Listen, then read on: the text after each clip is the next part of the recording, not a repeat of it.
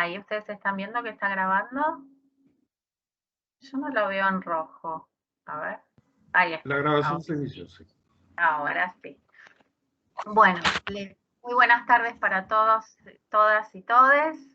Les doy la bienvenida. Mi nombre es Jimena Palacios, soy la secretaria académica del Instituto de Filología Clásica. En nombre mío y del Instituto de Filología Clásica les doy la bienvenida a este minicurso, Música para Medievalistas, Introducción a la lectura de Institutione Musica de Boecio, un minicurso que se desarrolla en el marco del proyecto Filosit 19040, que está dirigido por la doctora Julieta Cardini. El minicurso está coordinado por Pablo Massa. Este es el segundo minicurso que Pablo coordina en nuestro instituto. Él es integrante de este proyecto Filosit 19040. Pablo Massa es licenciado en Artes, especialista en música por la Universidad de Buenos Aires. Actualmente participa de varios proyectos de investigación. Uno de ellos es este Filosit, también UBACIT y PICT, que están radicados en nuestro instituto de Filología Clásica, que pertenece a la Facultad de Filosofía y Letras de la Universidad de Buenos Aires. Pablo realizó estudios de armonía y composición con Guillermo Graetzer y de violín con Rafael Winehouse. Ha publicado estudios sobre música antigua en revistas especializadas en Argentina y en España. Ha compuesto música de cámara, coral y cinematográfica. Ha integrado diversos conjuntos vocales con los que se ha presentado en salas de Argentina, Uruguay, Francia y Alemania. En 2013 estrenó una ópera de la que es compositor y libretista en el Centro de Experimentación del Teatro Colón de Buenos Aires.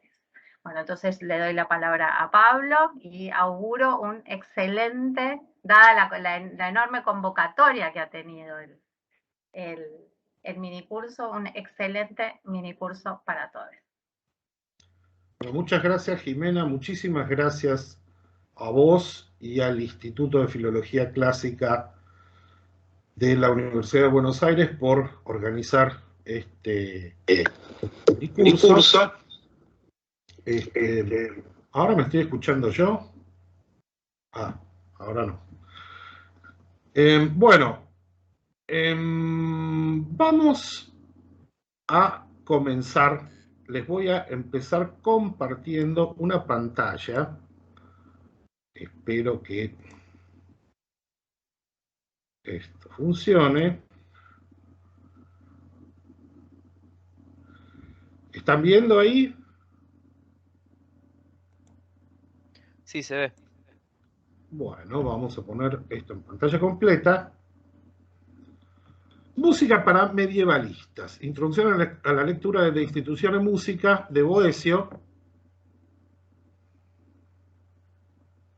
Nuestra próxima reunión va a ser el martes 26 de octubre a la misma hora y el link de acceso es el mismo para todas las reuniones del curso.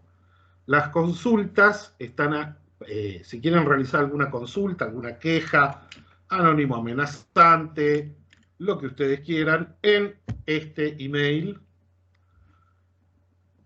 Y vamos a entrar en materia. Vamos a empezar con un texto de Sor Juana Inés de la Cruz. Bueno, vamos a empezar con un texto de Sor Juana Inés de la Cruz para hablar de Boecio.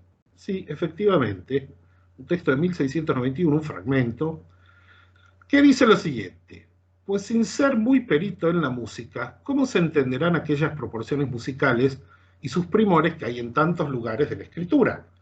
Especialmente en aquellas peticiones que hizo a Dios Abraham por las ciudades, de que si perdonaría habiendo 50 justo, y de este número bajó 45, que es esquinona, y es como de mi a re, de aquí a 40, que es esquioctava, y es como de re a mi, de aquí a 30, que es esquitercia, que es la del diatesarón, de aquí a 20, que es la proporción sesquiáltera, que es la del diapente, de aquí a 10, que es la dupla, que es el diapasón, y como no hay más proporciones armónicas, no pasó de ahí.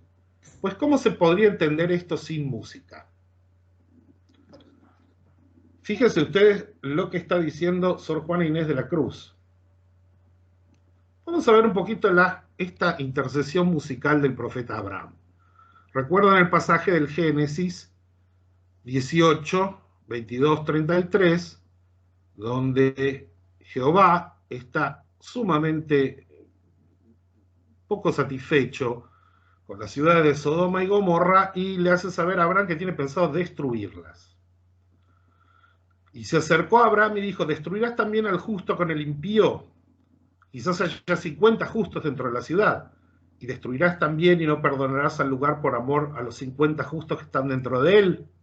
Lejos de ti el hacer tal cosa, que hagas morir al justo con el impío, y que sea el justo tratado como impío, nunca tal hagas. ¿El juez de toda la tierra no ha de hacer lo que es justo? Entonces respondió Jehová: si hallare en Sodoma 50 justos dentro de la ciudad, perdonaré a todo ese lugar por amor a ellos. Y Abraham replicó: he aquí ahora que he comenzado a hablar, mi señor, aunque soy polvo y ceniza. Quizás faltarán de 50 justos 5. ¿Destruirás por aquellos 5 a toda la ciudad? Bueno, Jehová dice que no, y va bajando la cantidad de justos necesarias para que la ciudad se salve, pero Abraham va bajando en proporción musical. Vamos a escuchar cómo suena la intercesión musical del profeta Abraham.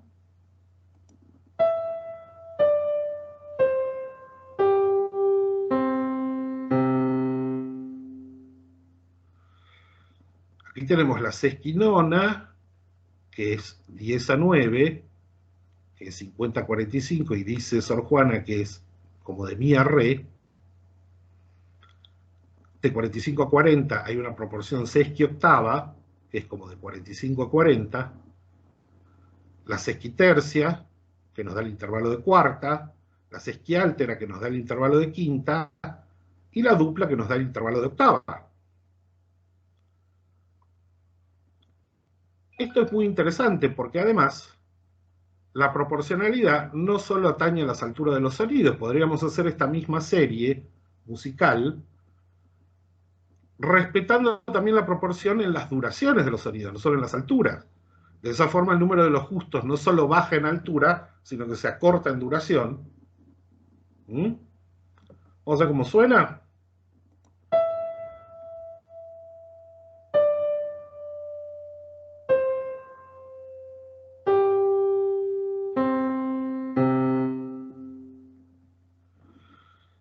En esta serie se encuentran todas las consonancias pitagóricas.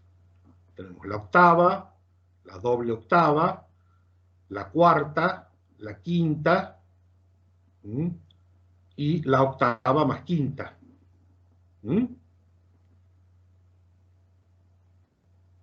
Pero lo que es interesante de esto es que sin saber de música, Sor Juana no puede leer lo que realmente dice la escritura, ni nosotros podemos leer lo que realmente dice Sor Juana.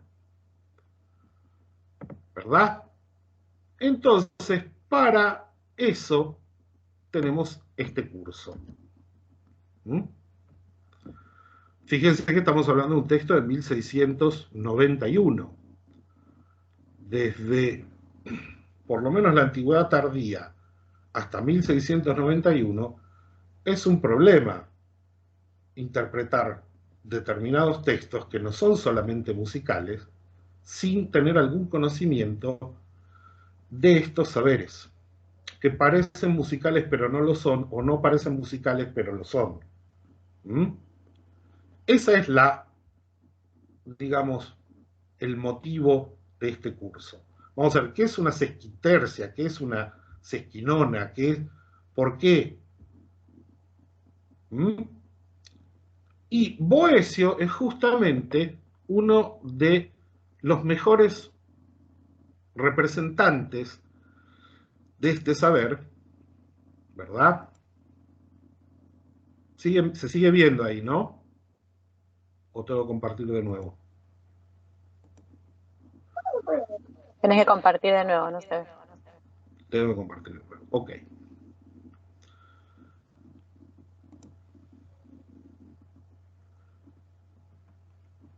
De Instituciones Música de Boecio representa una exposición modelo de este saber del antiguo quadrivium, que hoy en día es demasiado específico para la formación filosófica y al mismo tiempo es demasiado teórico para la formación musical.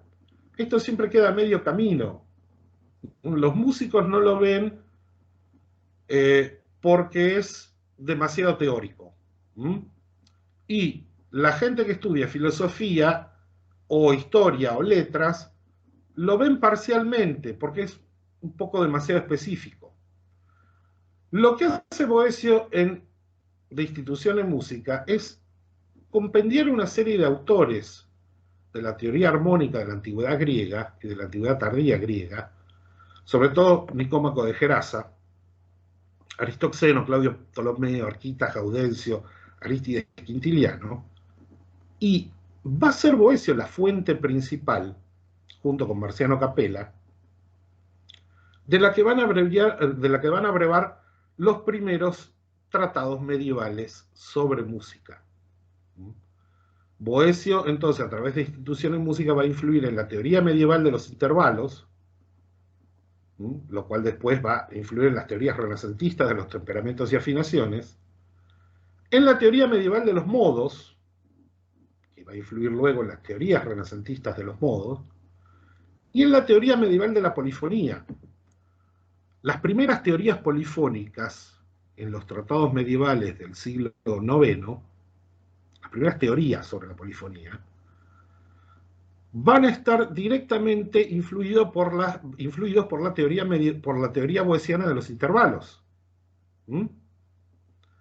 Y a todo esto, Boecio le va a suministrar una teoría aritmética de las proporciones, porque de Institución en Música está pensado para ser leído, estuvo pensado para ser leído junto con De Institutione Aritmetica, que es la otra obra temprana, cuadrivial, digamos, de Boecio. Lo que hace Boecio en la Institución en Música es traducir, compendiar y comentar, que en la antigüedad tardía era todo más o menos el mismo movimiento. Si uno hacía un tratado, uno lo que hacía era traducir, comentar, explicar a un autor previo.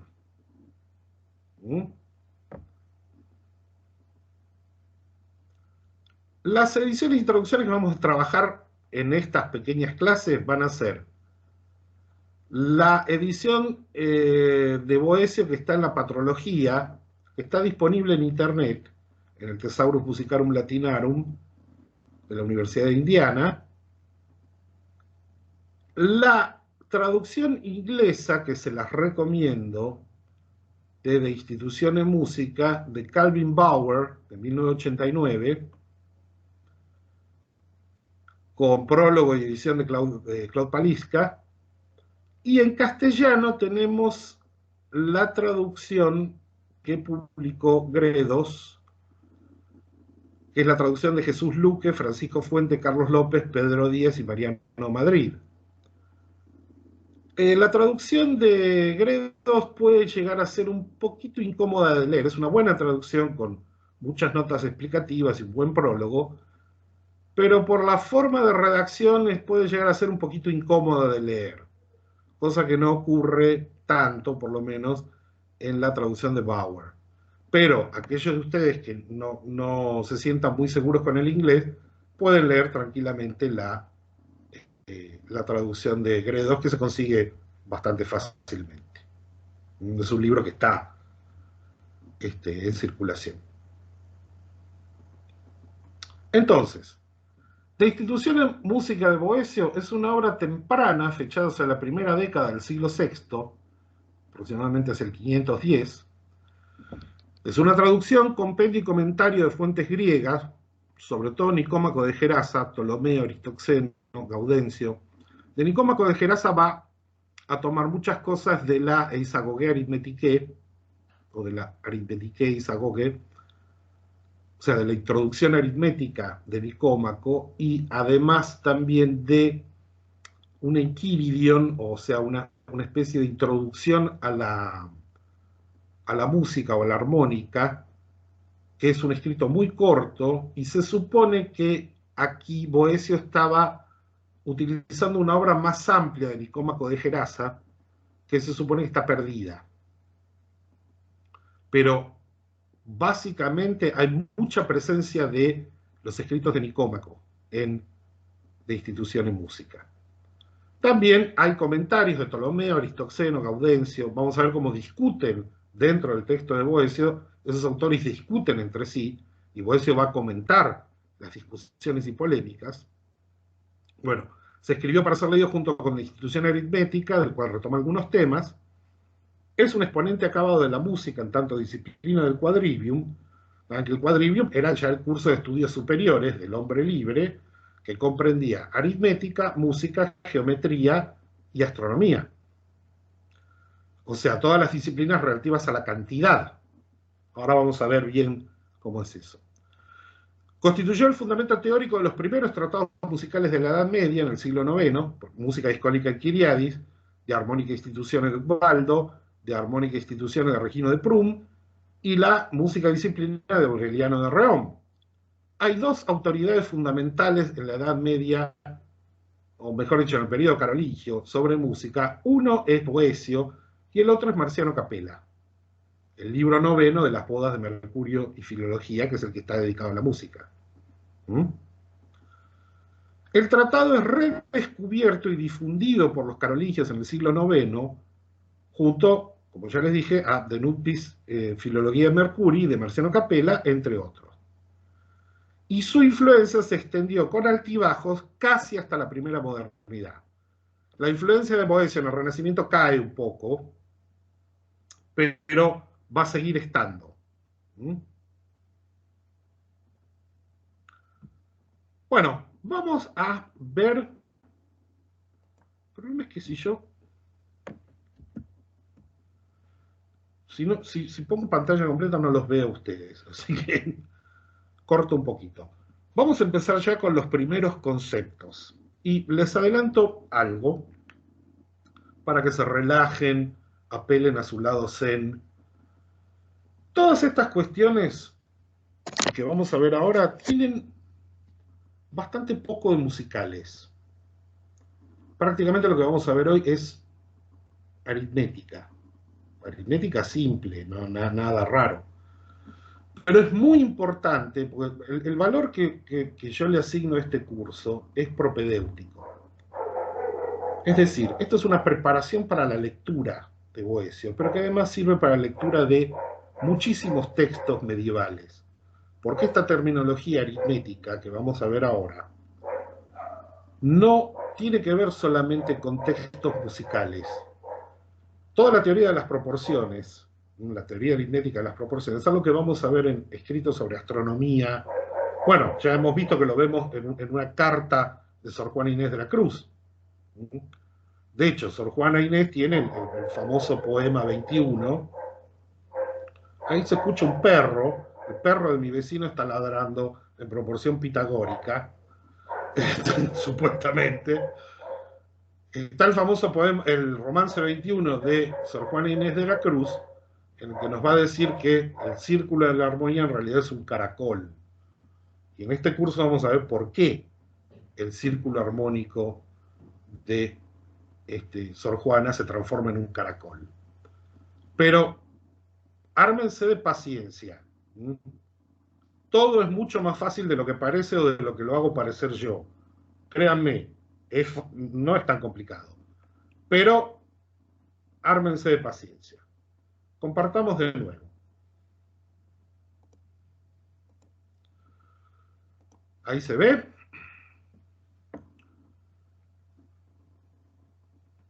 Vamos a empezar con lo primero.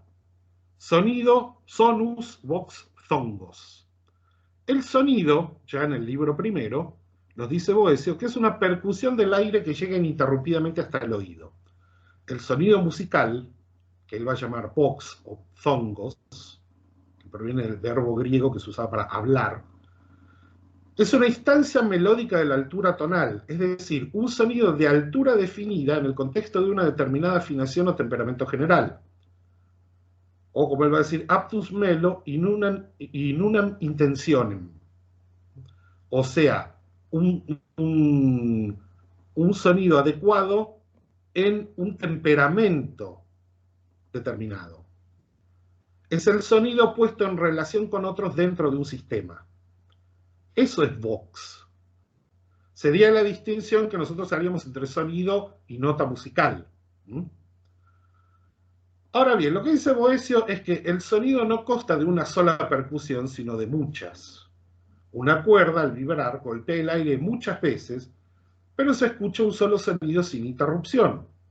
Y él da un ejemplo de una rueda o trompo, que si uno le dibuja una línea roja de la circunferencia del centro, cuando uno lo hace girar, la rueda se tiñe de rosado.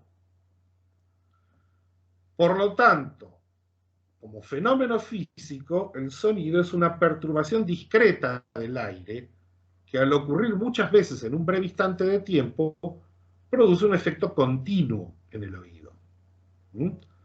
Lo cual es efectivamente así, no entra en conflicto con nuestra idea contemporánea sobre lo que básicamente es el sonido.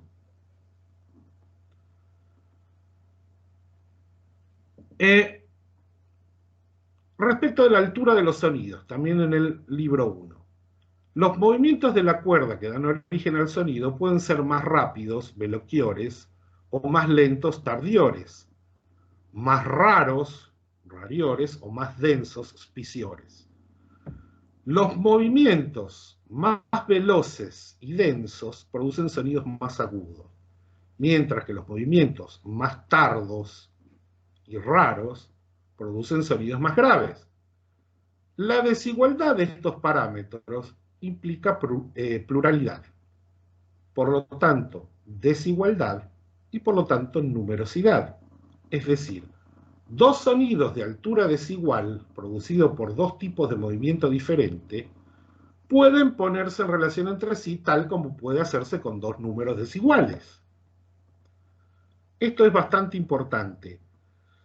Ahora, si quiere alguien abre el micrófono y dígame, ¿cómo puedo comparar yo entonces los movimientos densos y rápidos con los movimientos más tardos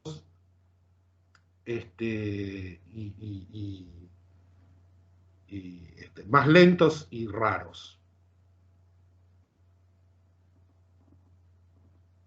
Por pura matemática. Claro, pero ¿cómo hago yo para saber, para comparar un movimiento denso con un movimiento menos denso? Vale, vuelvo a cerrar el micrófono. Encontrando una ratio común. Claro, pero ¿cómo lo mido? Con el tiempo. Con el tiempo, y cuento los movimientos de la cuerda.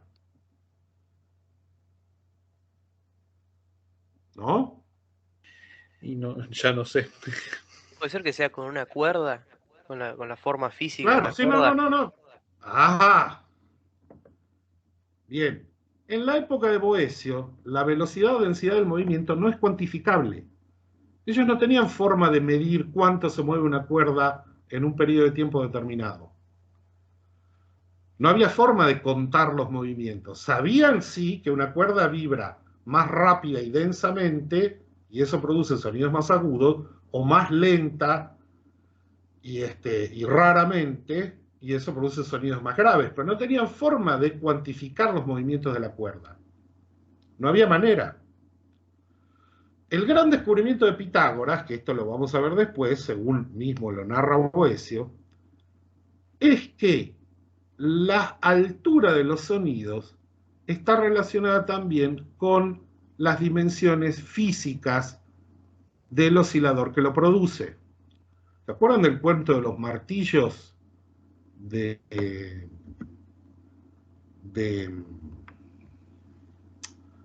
están viendo a mí ahora, ¿no? Deberían estarme viendo. ¿Se acuerdan del cuento de los martillos de Pitágoras? Pitágoras pasa por la casa del herrero y escucha que el martillo más grande, esto, que la campana más grande, bueno, como sea. Esto es según lo narra, porque esto es mítico, esto es un mito. Algunos dicen que no fue Pitágoras, sino fue Tubal-Caín, por ejemplo, en la Biblia, y San Isidoro de Sevilla va a decir que fue Tubal-Caín y Pitágoras. Ese descubrimiento de que la diferencia de alturas está relacionada con la masa del oscilador, diríamos hoy nosotros, es lo que permite comparar numéricamente sonidos de alturas diferentes. Pitágoras lo que va a descubrir es que la dimensión de dos cuerdas del mismo grosor y de diferente longitud, pero del mismo grosor y del mismo material, determina una proporción que da origen a un determinado intervalo. Pero Pitágoras no está midiendo, como hacemos nosotros, cuánto se mueve en cada segundo la cuerda. Él ha observado que hay una relación entre la dimensión física y la altura del sonido. Nosotros hoy no necesitamos hacer eso, porque directamente agarramos un frecuenciómetro y hacemos todos los cálculos y las medidas en hertz, ¿verdad? Esto es lo que generalmente nunca se dice, porque es muy fácil decir, bueno, proporciones numéricas. Claro, pero ¿de dónde está sacando el número? ¿De dónde sacan el número los pitagóricos? Entonces, evidentemente de aquí Boecio tiene que pasar al estudio de la inequalitas numérica, es decir, a la comparación de números. La investigación matemático-musical de Boecio consistirá en la comparación de las longitudes de los cuerpos oscilatorios a través de rationes o proporciones, es decir, a través del estudio de su inequalitas. Para que nos quede claro, por ahí, esto los músicos ya lo saben y lo tienen muy sabido.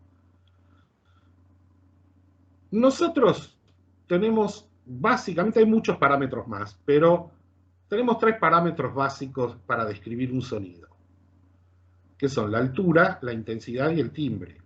Esos son parámetros perceptivos. La altura, cuán agudo o grave es el sonido, la intensidad, cuán fuerte se escucha el sonido, y el timbre, o sea, el sonido característico de una fuente, por ejemplo, la identidad sonora de un instrumento particular. Estos 3 parámetros perceptivos están determinados por parámetros acústicos. La altura depende de la frecuencia, que es la cantidad de ciclos o movimientos periódicos del oscilador en una unidad de tiempo. Su unidad de expresión es el hertz, ciclos por segundo. Nuestros umbrales de percepción están en lo grave de 16 Hz a lo agudo 20.000 Hz. Ese es el rango en que nosotros podemos escuchar, ¿verdad? Y se representa de esta forma. Esto, imaginemos que representa un segundo, ¿verdad? La línea negra representa un segundo, y acá cuántos ciclos o movimientos periódicos realiza el oscilador. Entonces vamos a tener que este sonido que estoy marcando acá, ¿se ve el puntero? Esto que estoy marcando arriba, el sonido de arriba, es más alto, es más agudo que el sonido de abajo. ¿Por qué? Porque el oscilador vibra más veces que aquí. ¿Está claro? En la misma unidad de tiempo. Después está el parámetro de la intensidad, que no tiene que ver con la cantidad de veces que el oscilador vibra, sino con la amplitud de ese movimiento. Es la distancia máxima que alcanza el oscilador desde el punto de reposo al punto de reposo. Entonces se trata de cuán amplia es la vibración, y eso va a determinar nuestra sensación de intensidad. Un sonido es más fuerte si el oscilador se desplaza mucho más al vibrar. ¿Está? Aquí yo tengo un sonido arriba que se va a escuchar más fuerte que el de abajo. Ambos tienen la misma frecuencia, pero este se va a escuchar más fuerte porque el oscilador se desplaza, tiene un desplazamiento mayor de longitud. ¿Está? Y el timbre, el espectro, es que, bueno, ustedes saben, está determinado por el parámetro acústico del espectro, y ustedes saben que ningún cuerpo en la naturaleza vibra de la manera en que está descrito acá. Esperen que voy a salir.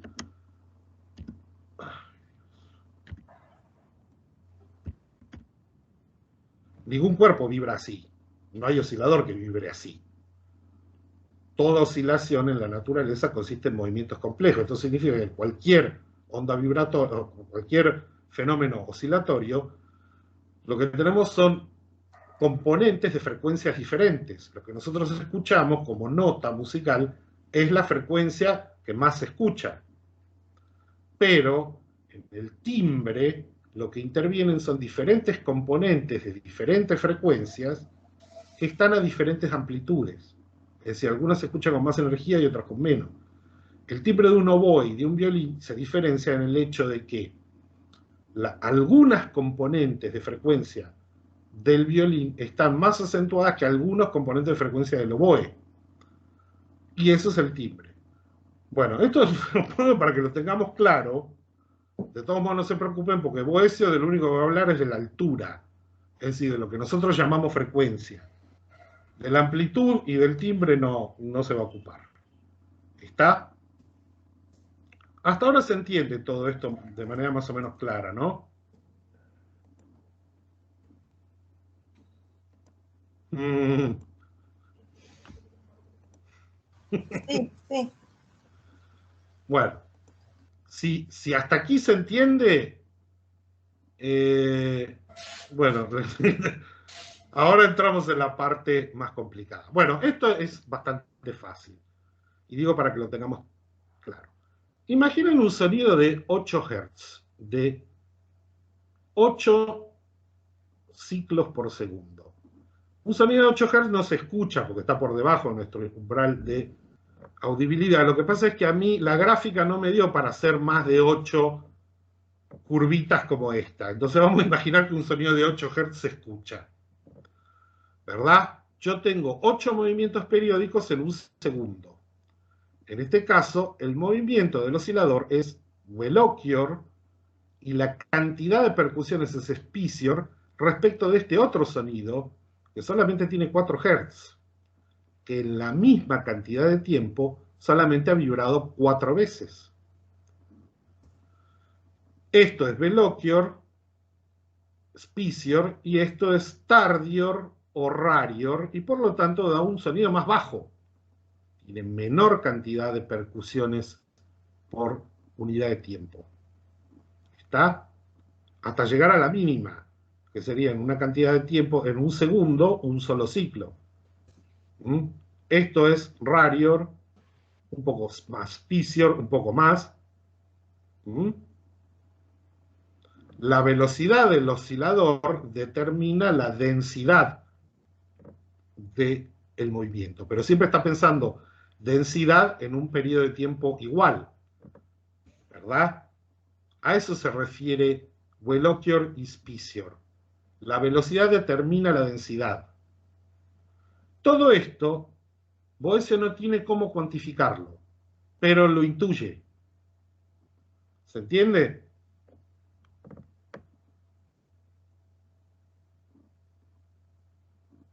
Y esto para que no nos confundamos con la cuestión de la frecuencia y de la amplitud, estos dos sonidos deberían tener la misma altura. Recuerden que un sonido de 8 Hz es inaudible, pero estos dos sonidos, si se escucharan, deberían tener la misma altura. La única diferencia es que el de abajo, se va a escuchar más despacio que este. ¿Por qué? Porque este se desplaza más. Hace la misma cantidad de movimientos por unidad de tiempo, pero se desplaza, su desplazamiento es mayor, hay mayor energía. Acá la altura es la misma, pero se escucha más despacio porque el oscilador se mueve en un rango mucho más chiquito, es decir, hay menor energía aquí. ¿Está? Bueno, vamos a otro tema completamente diferente. Una vez que dejamos claras estas nociones. ¿Qué es la música en tanto disciplina y qué es un músico? Tomo aquí de la traducción de Gredos. Todo arte y toda disciplina consideran más honorable la razón que la destreza de un artesano. Mucho más grande, en efecto, y más elevado es saber lo que cada cual hace que la propia puesta en práctica de aquello que se sabe. Pues la pericia corporal de un artesano hace de criada, por así decirlo, como una esclava, y la razón, en cambio, ejerce el mando, por así decirlo, como una señora. aquí vemos una cosa que evidentemente, bueno, es muy posible que ustedes ya sepan.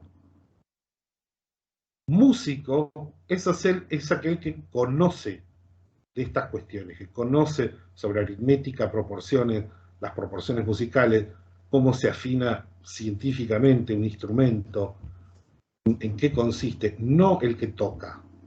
El que toca toma su denominación del instrumento que toca, tipo que toca la tibia o el nervio. O eso siempre se va a referir a las flautas y cuerdas como tibias, así como huesos y como nervios. Y el músico práctico, digamos, es el que toca la tibia, es el tibiero o es el nerviero, el citarista o el flautista. Esos son esclavos. El músico verdadero es el que estudia la ciencia musical del quadrivium, ¿verdad? Quien estudia la ciencia musical del quadrivium es un hombre libre, no es un esclavo. El hacer musical está relacionado con la esclavitud. El músico práctico es un esclavo. El citarista es un esclavo que viene a tocar a los banquetes y se le tira algún dinero o lo tiene que hacer por obligación. Toca, pero no sabe lo que hace.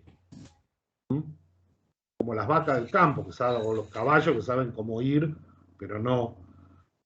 Por supuesto que hay, obviamente, y esto ya también lo vemos en San Agustín, lo vamos a ver, la música es una disciplina liberal, es del hombre libre, y es un conocimiento de la razón y de la especulación, no de la bajada a la práctica.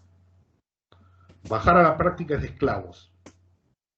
Y de la misma forma en que los que tocan la flauta no se pueden llamar músicos, porque cuando se hace un gran monumento, una gran victoria militar, se pone en el arco el nombre del que la condujo, no el nombre del esclavo que le llevaba las armas. Ese es el argumento que da Boecio.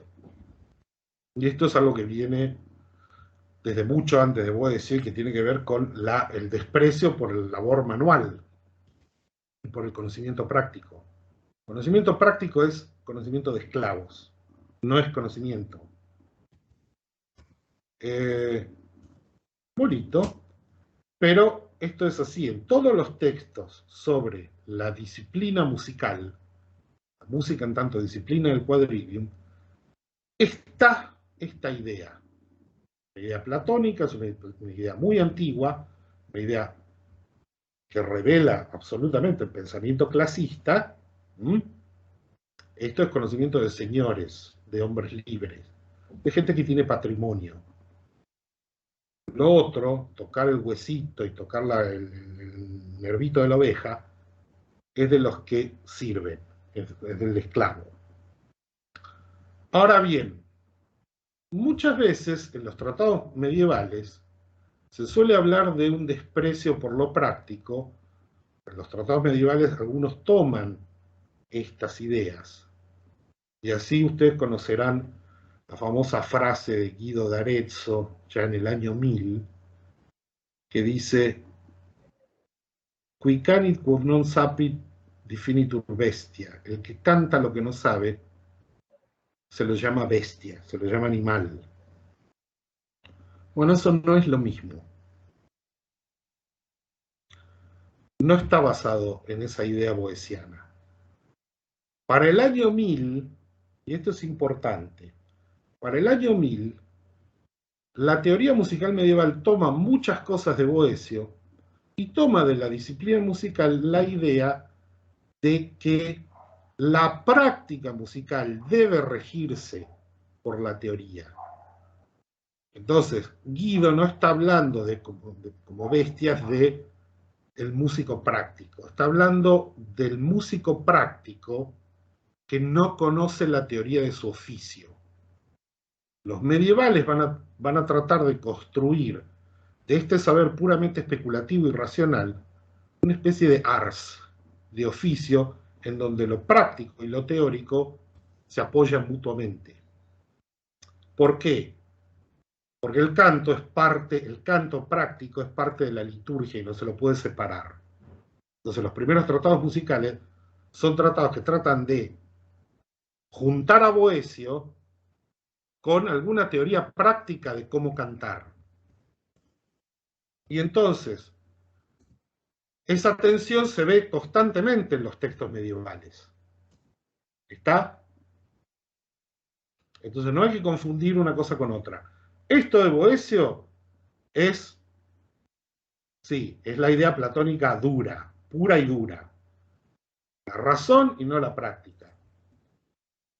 En los textos medievales hay que verlo con cuidado. En los textos musicales el desprecio por la práctica sin el auxilio de la razón. ¿Está? Bueno, seguimos compartiendo. Bueno, los músicos prácticos toman su nombre del instrumento que tocan y no de la disciplina de la música. Músico es aquel que ha asimilado la ciencia del canto, etc. Este es el músico, el que de acuerdo con la especulación o razón propuesta y conveniente a la música, asiste a la facultad de juzgar sobre modos, ritmos, sobre los tipos de cantilena y sus mezclas, y sobre todas las cosas de las que habrá que ir dando cuenta después sobre las composiciones musicales de los poetas. Hay algo más que no está dicho acá. Siendo la música el estudio de las proporciones, no se olviden que, de acuerdo con el saber antiguo, por lo menos platónico, el que proviene de la línea platónico-pitagórica, el mundo está hecho de proporciones, el alma humana está hecha de proporciones, el cuerpo humano está hecho de proporciones, todo está hecho de proporciones. Entonces, cuando estamos estudiando música, estamos estudiando de qué está hecho el mundo. Y eso no lo puede hacer un esclavo que toca. ¿Se entiende? Estamos estudiando cosas graves, importantes. Acá pareciera que el músico, digamos, especulativo es una especie de crítico, pero no es exactamente eso. Estamos investigando la forma del mundo a través de la música. Y eso no puede ser cuestión de esclavos. ¿Va? Ahora vamos a ver más en detalle cómo se pasa del fenómeno físico al número, la especificidad de la música como disciplina de las artes liberales y el fundamento aritmético de las proporciones musicales. Ven acá, tenemos un grabadito que nos muestra Pitágoras charlando con la aritmética, y Pitágoras aparentemente le enseña a la aritmética. Ahí parece la aritmética es el ayudante de cátedra de Pitágoras, pues ahí le sostiene el pizarrón. Bien, esta es la parte donde me van a cachetear los filósofos. Esto que vamos a ver está en la institución en Institución de Música, en el libro 2, en la institución aritmética, de Boecio también, en el primer libro, y en la aritmética Isagoge de Nicómaco. Según Pitágoras, dice Boecio en de Instituciones, la cantidad puede ser continua o discreta. La continua se denomina magnitud y la discreta multitud. Este es un viejo problema que ya viene desde Aristóteles. No es algo que está inventando Boecio. Proviene de la filosofía griega. La cantidad continua o magnitud, su límite superior es la unidad y puede dividirse al infinito. Tiene una unidad de medida, pero es uno e infinitamente divisible. Por ejemplo, objetos ideales o reales, figuras geométricas, planetas, árboles, cosas. ¿Verdad? La cosa tomada en sí misma. La cantidad discreta o multitud, en cambio, su límite inferior es la unidad y crece al infinito. Es un agregado infinito de unidades. Puede estudiarse en sí misma, por ejemplo lo hace la aritmética, o en relación a otra, o sea, una cantidad en relación a otra, como lo hace la música. Por ejemplo, el número. El número es una multitud finita. Entonces, tenemos de la unidad hacia el infinito por división, tenemos la cantidad continua, que se llama magnitud, que es todo lo que se puede medir. Por ejemplo, una oveja. Estábamos en cantidad discreta y cantidad continua. Entonces, yo tenía de la unidad hacia la división infinita, tengo la oveja que se puede medir, es una magnitud, la oveja es una magnitud, y es cantidad continua. Y de la unidad hacia arriba, es decir, de la unidad por incremento hacia el infinito, lo que tengo es el rebaño, que se puede enumerar. Esto es cantidad discreta o multitud. ¿Mm? Piensen esto siempre. Magnitud es la oveja, multitud es el rebaño. ¿Está? Fijémonos cómo lo dice Boecio en la Institución Aritmética. El libro 1, capítulo 1, la traducción de Sánchez Manzano, dice: pero las esencias se dividen en dos grupos.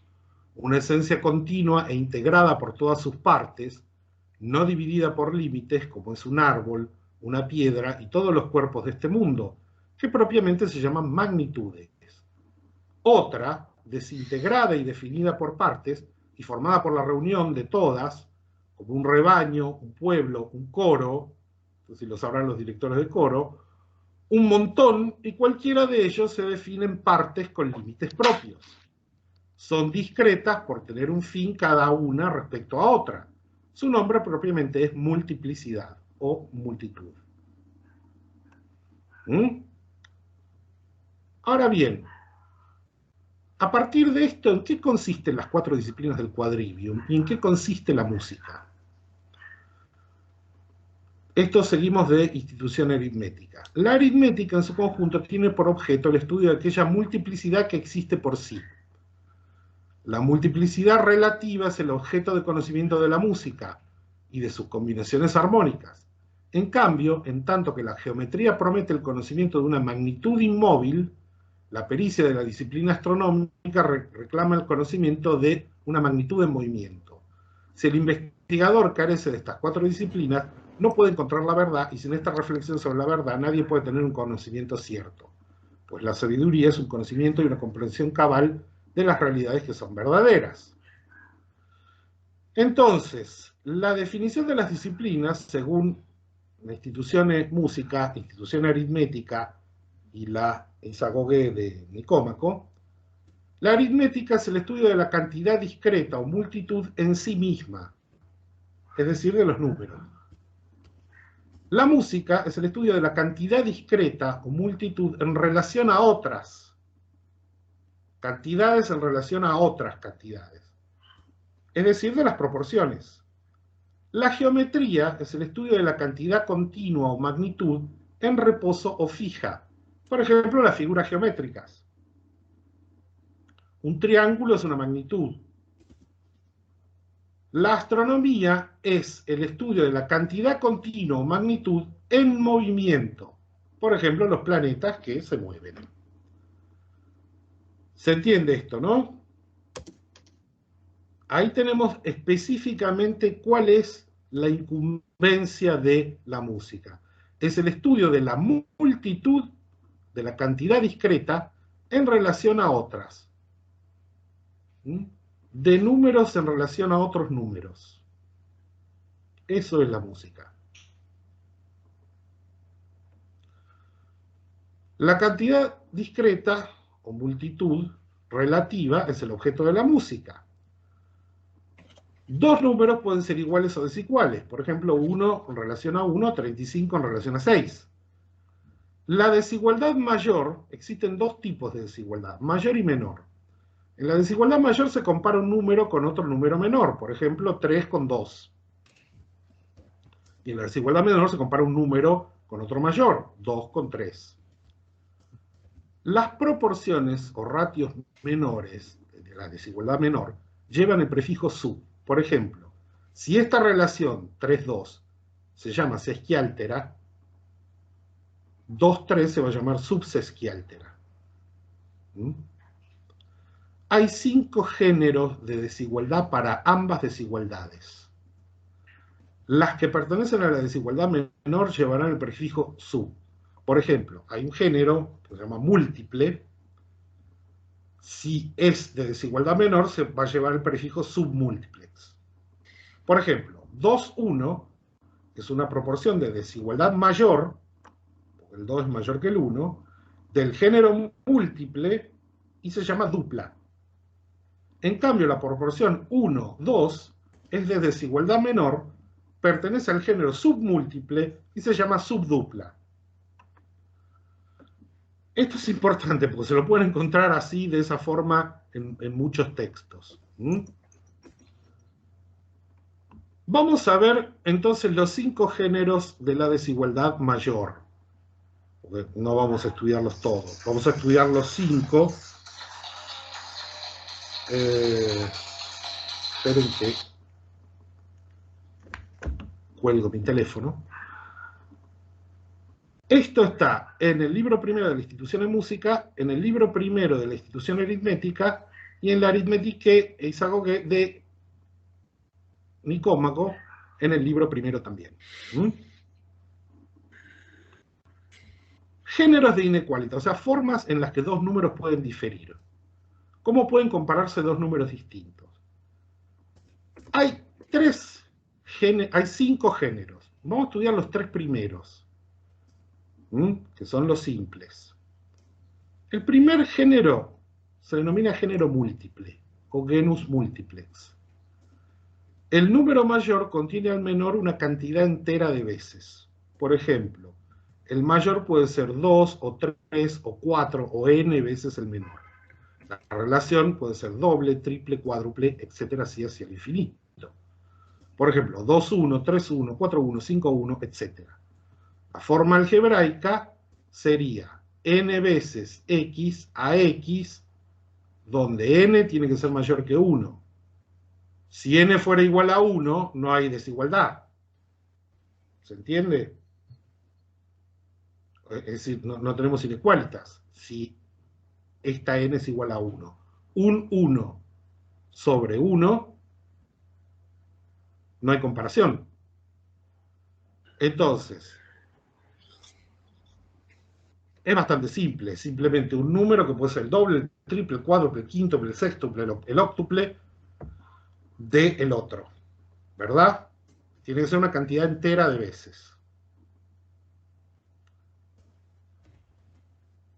El otro género es el superparticular. Aquí el número mayor contiene al menor más una parte del mismo. Por ejemplo, si comparamos 3 y 2, el 3 contiene al 2 más la mitad de 2, que es 1. Si comparamos 4 y 3, el 4 contiene a 3 más un tercio de 3, que es 1. La regla corta, la proporción superparticular es aquella en donde el número mayor es igual al menor más 1. Por ejemplo, 3, 2, 4, 3, 5, 4, 6, 5. La forma algebraica sería x más 1 a x, donde x tiene que ser mayor que 1. Si x no es mayor que 1, podríamos tener 1 más 1 a 1, 2, 1, que sería múltiple. ¿Se entiende? La condición es que este número tiene que ser el número menor tiene que ser mayor que 1. 3, 2, 4, 3, 5, 4, 6, 5, etc. Es fácil. Guíense por la regla corta. El número mayor es igual al menor más 1. Y después está el género o el genus superpartiens, o género superpartiente. El número mayor contiene al menor más varias partes del mismo. Por ejemplo, 5, 3, 7, 4, 7, 5. La regla corta es que el número mayor es igual al menor más cualquier número mayor que 1. Por ejemplo, 5 es más que 3, es 2 más que 3. 7 es 3 más que 4. 7 es 2 más que 5. El número mayor es igual al número menor más cualquier número mayor que 1. ¿Está? Entonces, el múltiple es tantas veces el número menor. El superparticular es el menor más 1. Y el superpartiente es el menor más de 1. Fácil. A ver, espérenme un minutito que tengo la televisión que se reinició y me está poniendo un pedazo de una serie.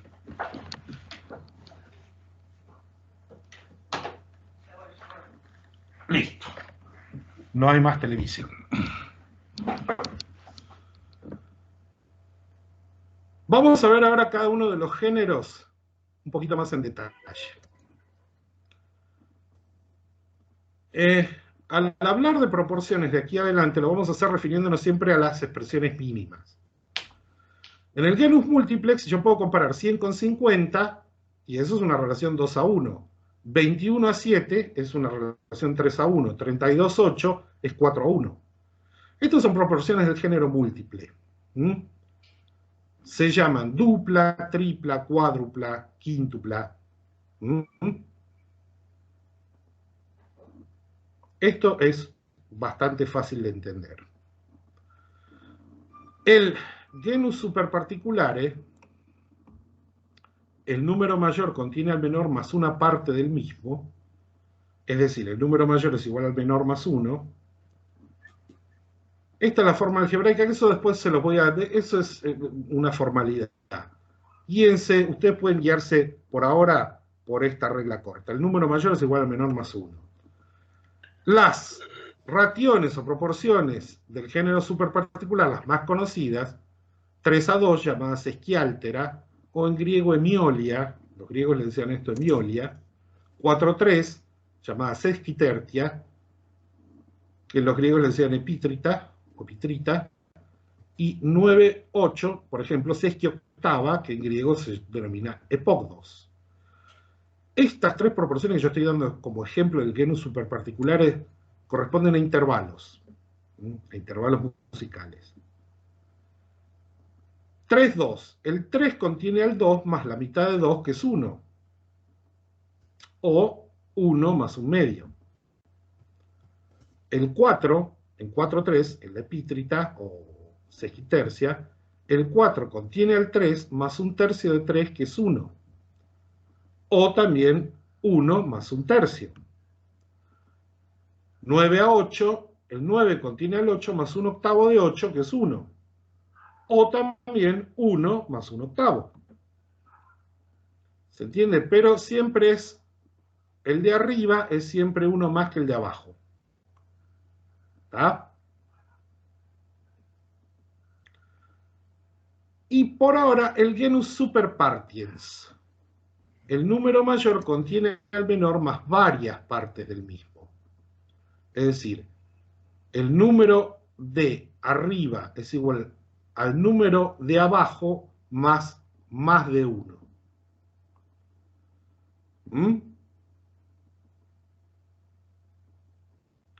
Esto de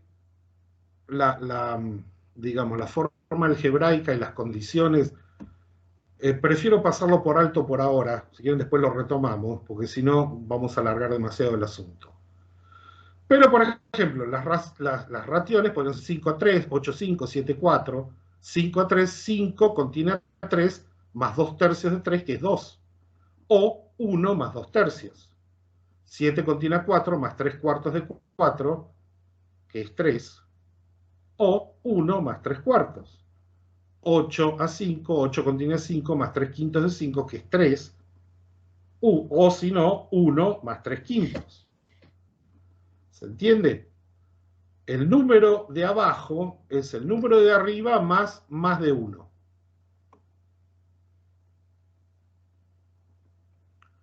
Y acá vamos a una cosa que es bastante importante, que son las nomenclaturas latinas de las raciones.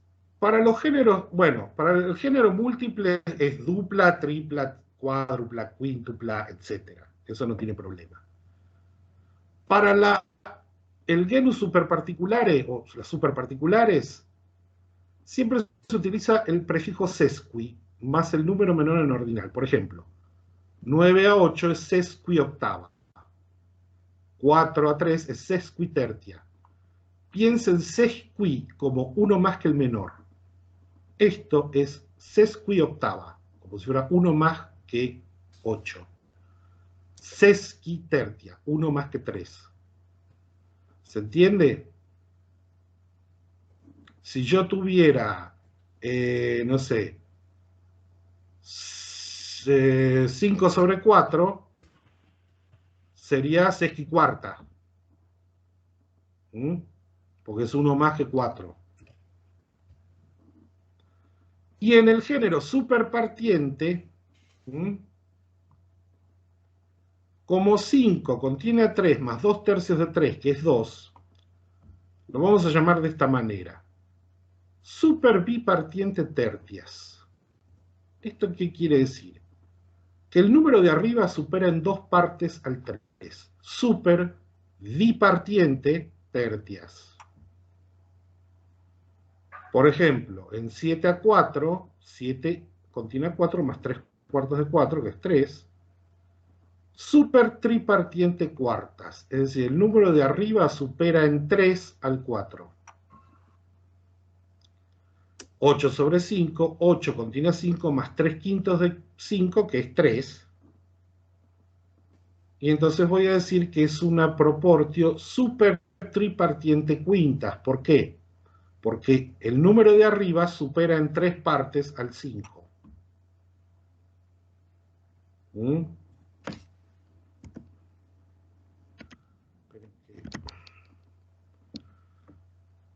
Parece complicado, pero no lo es. Cuando uno se acerca por primera vez, se pone un poco impaciente con esta super tripartiente quintas. A ver, un número puede ser varias veces el otro. Doble, triple, cuádruple, quíntuple. Un número puede ser uno de ellos más 1. Entonces es sesqui. Si el número mayor tiene 1 más que el número menor, es sesqui. Sesqui lo que sea. Y en el otro género, si el número mayor es más de 1 más que el menor, yo lo voy a nombrar de acuerdo con cuántas partes supera el mayor al menor. Entonces, si tengo 7 sobre 5, voy a decir que es super bipartiente quintas, porque son 2 más que 5. El de arriba tiene 2 más que el de abajo. ¿Está? Es más sencillo de lo que parece. Yo igual al final de esta clase les voy a dar una bibliografía que es accesible en internet, que les va a resolver estos problemas, y van a ver que es mucho más fácil de lo que parece. Lo que pasa es que la cuestión de la nomenclatura es importante, porque si ustedes leen un texto sobre astronomía del siglo XV, y hablemos de uno medieval, uno del siglo XVI, se van a encontrar con estas cosas. Subdupla septipartiente novena, y a veces el tratadista lo da con la proporción en números arábigos, y a veces no. Entonces, hay que tratar de, más o menos, poder imaginarse, cuando nos están hablando de subtripla partiente, más o menos de qué números pueden llegar a tratarse. Les reitero, en este curso nos estamos preparando para la lectura de Boecio y de paso de muchos otros textos. Entonces, esto parece menos amigable de lo que realmente es cuando uno hace un primer acercamiento. Van a ver que es bastante más fácil. Bueno, ya vimos los 3 primeros: múltiple, superparticular y superpartiente. Los primeros 3 de las 5 categorías de desigualdad. Esperen que comparto.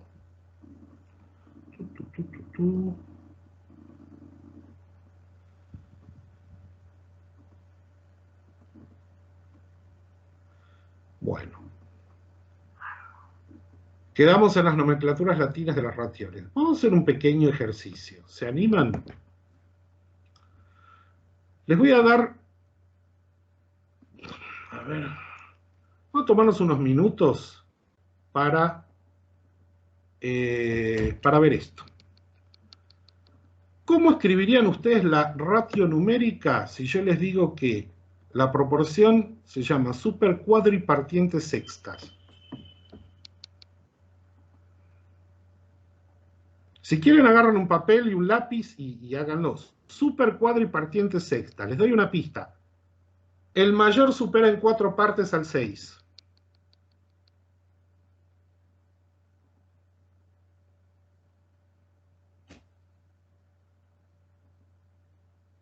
¿Alguien quiere contestar? Y 10 sextos. Yes, claro. Exactamente. Supercuadripartiente o cuadripartientes sextas es 10, 6. Supercuadripartiente quintas.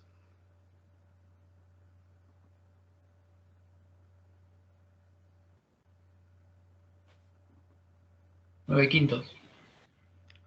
Exactamente, porque supera, el número de arriba supera en 4 al 5. O sea, 5 más 4, 9. 9 sobre 5. Y ahora, ¿se animan a escribir los nombres de estas raciones? ¿O proporciones? 10, 9.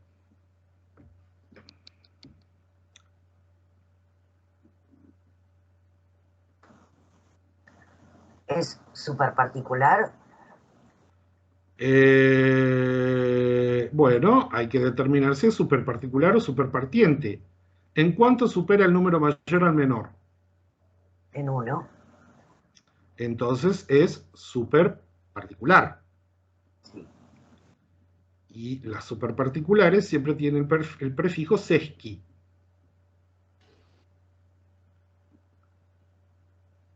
Entonces sería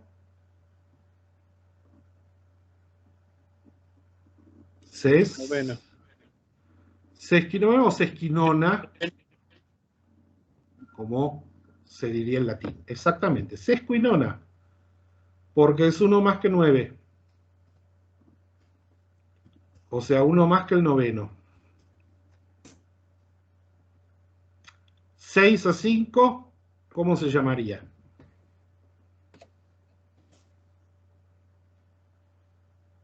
Quintas. Exactamente, sesquiquinta. Quintas, perdón. 8 a 5.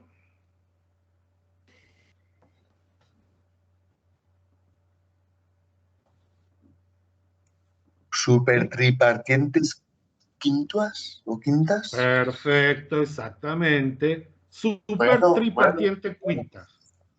¿Por Bueno, qué? Porque el 8 supera al 5 en 3. Entonces es super, piénsenlo como una fracción, super tripartiente quintas.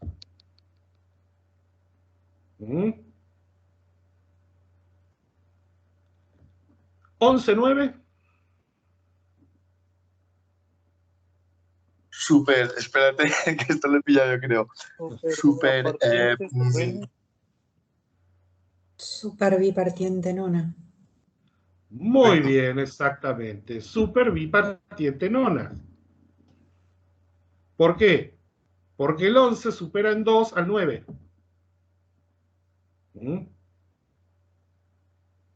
Vamos a ver si acertamos.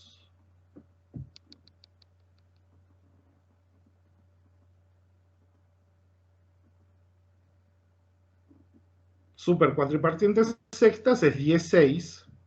Super cuatripartiente quintas es 9, 5. ¿Por qué?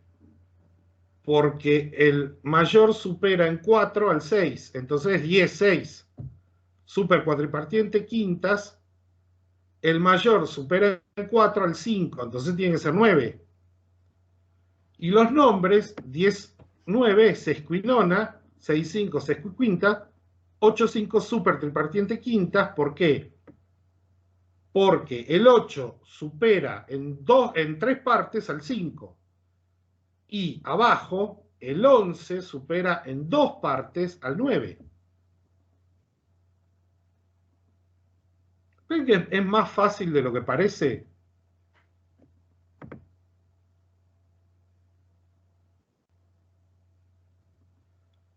Bueno, y acá, digamos, faltan los dos últimos géneros, que son los géneros compuestos, que son una combinación del género múltiple con el superparticular y del múltiple con el superpartiente. ¿Mm? En el género múltiple nosotros teníamos n veces el número menor sobre el número menor. Por ejemplo, 2 veces 2 a 1, 3 a 1, 4 a 1, 5 a 1. En los géneros superparticular y superpartiente teníamos una vez el número menor más una o más partes. Es decir, podemos tener 10, 9 o podremos tener 11, 9. Los géneros compuestos, o sea, el múltiple superparticular y el múltiple superpartiente, van a consistir de varias veces el número menor más una o más partes. Aquí es necesario ver cuántas veces está el número menor dentro del mayor y luego contar las partes sobrantes. ¿Se entiende? Vamos a verlo así. Acá tenemos el genus multiplex superparticular. El número mayor es más de una vez el menor más una parte del mismo. Es como el superparticular, solo que el número menor está más de una vez arriba. Si en la sesquialtera, por ejemplo, en la sesquialtera, o sea, el superparticular común, tenemos 3 a 2 es igual a 2 más 1 a 2, el mayor es igual al menor más 1, en la dupla sesquialtera, voy a tener más de una vez el 2 más 1 a 2. Es decir, el mayor es el menor duplicado más 1. Entonces la dupla sesquialtera no es 6, 2, es 5, 2. Porque yo tengo 2, 2, que es 4, más 1, 2. ¿Se entiende esto, no? Fíjense acá en la fracción. Yo acá tengo más de una vez el menor, más 1, entonces esto es dupla sesquialtera. Es 5 a 2.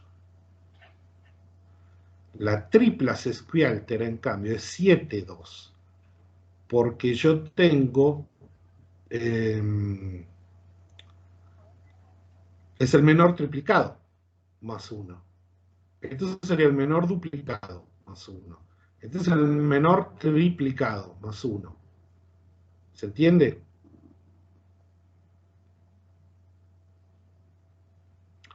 Y si en la sesquitercia yo tenía 4, 3, la sesquitercia común del género superparticular, yo tenía 4, 3, que es 3 más 1, a 3, el mayor es igual al menor más 1, la dupla sesquitercia, el mayor es el menor duplicado más 1. 2 por 3, 6, más 1 sobre 3. Y en la tripla sesquitercia, yo voy a tener el mayor, que el mayor es el menor triplicado más 1. 3 por 3, 9, más 1, 10, 3. ¿Se entiende?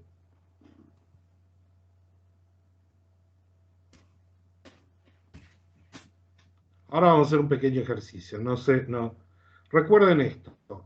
En los géneros compuestos es necesario ver cuántas veces está el número menor dentro del mayor y luego contar las partes sobrantes.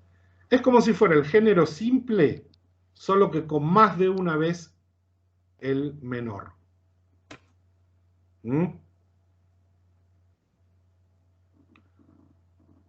Lo mismo aquí. Sesquioctava, digamos la superparticular común, 8 más 1 a 8, el mayor es igual al menor más 1. En la doble sesquioctava yo voy a tener 2 veces el 8 más 1. Entonces va a ser 16 más 1, 17 sobre 8. Esta es la dupla sesquioctava. Y la tripla sesquioctava va a ser 3 veces el 8 más 1. ¿Se entiende?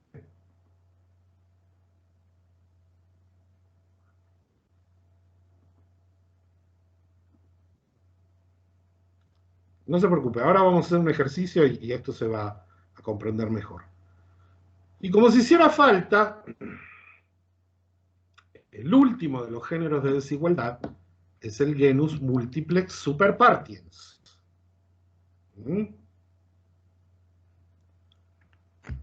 El número mayor es más de una vez el número menor, más de una parte del mismo. Es decir,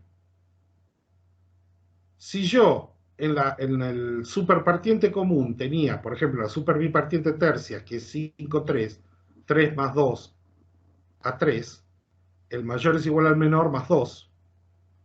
La dupla superbipartiente tercias va a ser 8, 3. ¿Por qué? Porque yo voy a tener el 3 dos veces. 3 por 2, 6, más 2, 8, 3. El mayor es el menor duplicado más 2. Esta proporción la vamos a comentar más adelante porque forma un intervalo que los pitagóricos opinaban que no era una consonancia y autores posteriores sí, y vamos a ver cuál es la posición que toma Boecio. Pero una dupla superbipartiente tercias es que yo tengo dos veces el 3 más 2 y abajo el 3. La tripla superbipartiente tercias es que yo tengo 3 veces el 3, tripla. Superbipartiente tercias. Tengo 3, 3, 9, que es 9, más 2, 11, sobre 3. ¿Está? Supertripartiente cuartas, ¿no? Esa es una proporción de el superpartiens común. 7, 4 sería 4 más 3 a 4. El mayor es igual al menor más 3. Bueno, la dupla supertripartiente cuartas sería 11, 4, porque aquí el mayor es el menor duplicado más 3. Entonces, tengo 4 por 2, 8, 9, 10, 11, sobre 4. Y la tripla supertripartiente cuartas es 15 a 4, porque yo tengo el mayor es el menor triplicado más 3. 4 por 3, 12, 13, 14, 15, a 4. ¿Se entiende? Vamos a hacer un pequeño ejercicio. Esto combina los géneros simples con los múltiples. Así que, si yo tuviera que escribir la dupla sesquiáltera, ¿cómo la escribiría? Primero pienso en la sesquiáltera común, que es... 4 es a 1. ¿Cómo? 4 es a 1. No, eso sería la proporción cuádrupla. 5 es a 2. A ver. La sesquiáltera común es 3 a 2. ¿Verdad? Para que sea dupla sesquiáltera, yo tengo que hacer el 2 dos veces. O sea, 2 por 2 más 1. 2 por 2, 4, más 1, 5, sobre 2. Es 5, 2. Exacto. Cuádrupla sesquicuarta. Represéntalo siempre como una fracción. Es más fácil. Es decir, acá tengo cuádrupla sesquicuarta. Esto quiere decir que es una fracción en donde abajo va a estar un 4. 4 multiplicado 4 veces. 4 por 4, 16. Ahora, como es sesqui, es 16 más 1 sobre 4. 17, 4.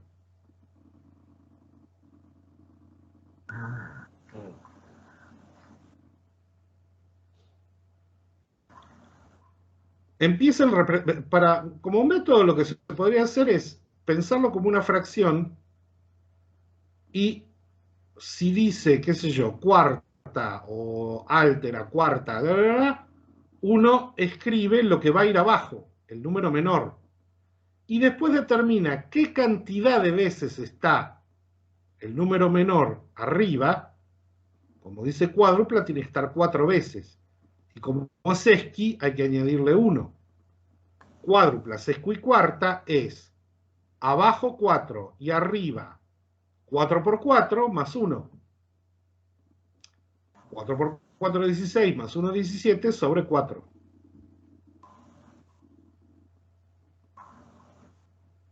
Ok.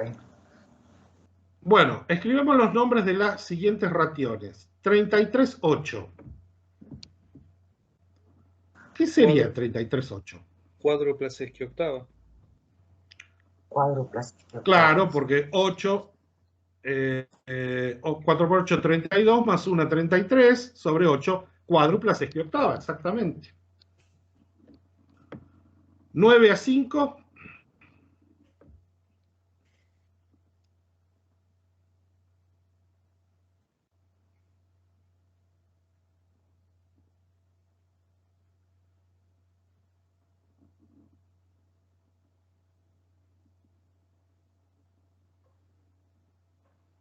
¿9 a 5 cómo sería?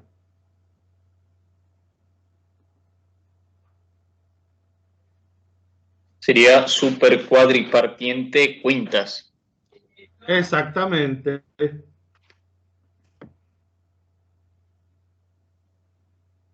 ¿Y 13,9?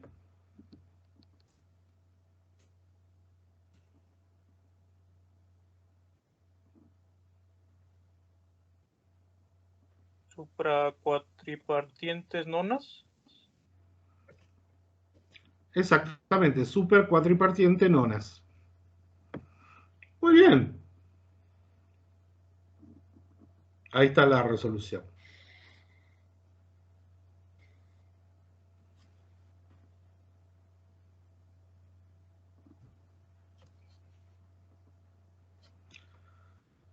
Un buen resumen de todo lo que vimos hoy y en general de este curso lo pueden conseguir. Hay un libro muy bueno que se llama El concepto de consonancia en la teoría musical, de la Escuela Pitagórica a la Revolución Científica. Es del Servicio de Publicaciones de la Universidad de Salamanca y su autor es Amaya Sara Pérez, García Pérez. Ese libro ustedes lo pueden encontrar para descargar de forma gratuita en el perfil de esta autora en academia.edu. Si no copien este link, sino vayan a academia.edu y ubiquen a Amaya Sara García Pérez. Es un excelente libro y trata de estas cuestiones, y ahí tienen un compendio de todo esto que hemos, o mejor dicho, un desarrollo de todo esto que hemos compendiado nosotros hoy. Otro libro también interesante es el libro de Paloma Otaola González, El humanismo musical en Francisco Salinas. Es un libro bastante gordo y que también se consigue en el perfil de academia.edu de la autora. Anótense los nombres, búsquenlos en academia.edu y les recomiendo que descarguen. Esos son libros que vale la pena tener y que vale la pena leer realmente. Y bueno, hagan alguna práctica, hagan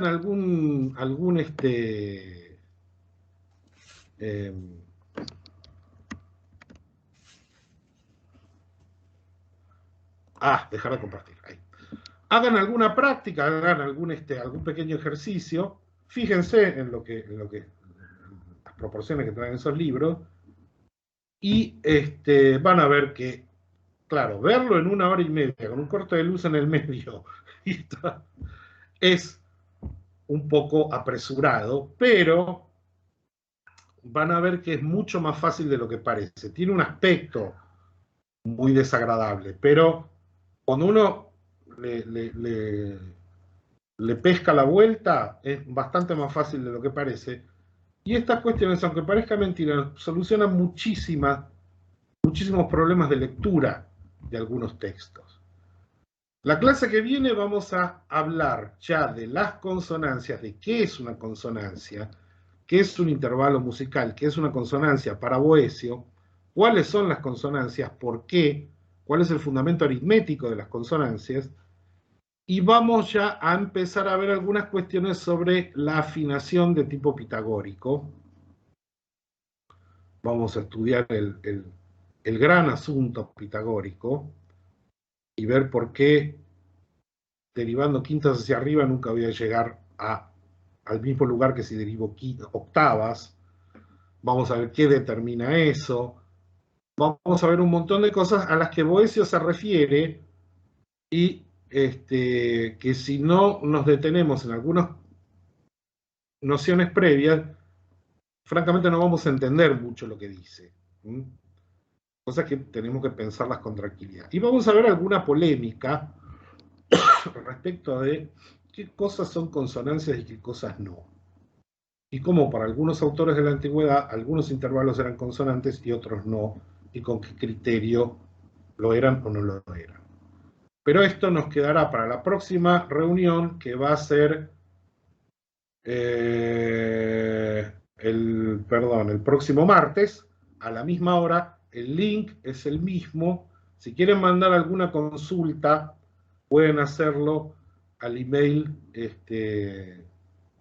que vimos al principio, filosit19040@gmail.com. Y bueno, los dejo por hoy acá, con tranquilidad, para que decanten esto que hemos visto. Espero